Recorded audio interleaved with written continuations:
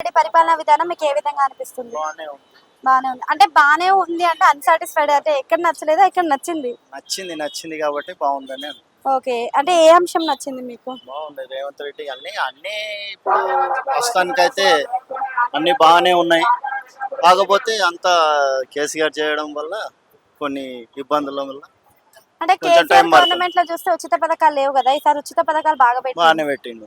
మరి ఉచిత బాగానే. పథకాల వల్ల యూజ్ ఉందంటారా? లేదంటారా? యూజ్ ఉంది, ఎందుకు లేదు, యూజ్ లేని అంటుంది. బాగుంది. అంటే హైడ్రా అని ఒక సిస్టమ్ ని తీసుకొచ్చిండు కదా! దానివల్ల అసలు ఉపయోగం ఉందంటారా హైడ్రా వల్ల? ఇల్లు కూల్చేయడం. ఇల్లు కూల్చేయడం అంటే ఇప్పుడు కొంచెం మాపిండి కదా, దానివల్ల అంటే చాలా మందికి ఉపయోగమే కదా. హ్మ్. కొంతమందికి ఉపయోగం ఉందని తిప్పల పడుతారు. హ్మ్. ఫ్రీ బస్సు పెడితే మంచిగుందా? తీసేస్తే మంచిగుంటదా? మంచిగానే ఉంటది, పెడితేనే బాగుంది, తీసేయడం కన్నా. అంటే పెట్టడం వల్ల అన్ని రేట్లు పెరుగుతున్నాయి. పప్పు, ఉప్పు, నూనె వీటి మీద రేట్లు పెరుగుతున్నాయి కదా! మీకు అట్లా అనిపిస్తలేదా? పెరుగుతున్నాయి అంటే ఇప్పుడు తీసేసినా మళ్ళీ అంతే ఉంటది, ఏం తగ్గించారు కదా. మరి ఇప్పుడు నడిచేది అయితే కంటిన్యూ నడవాల్సింది. ఓకే. ఉచిత కరెంట్ అందుతుందా మీకు? అంతే.